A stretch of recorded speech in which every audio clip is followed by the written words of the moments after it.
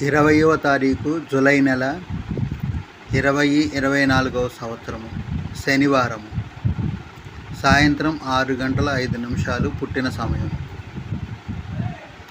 పూర్వాషాఢ నక్షత్రము 3వ పాదము.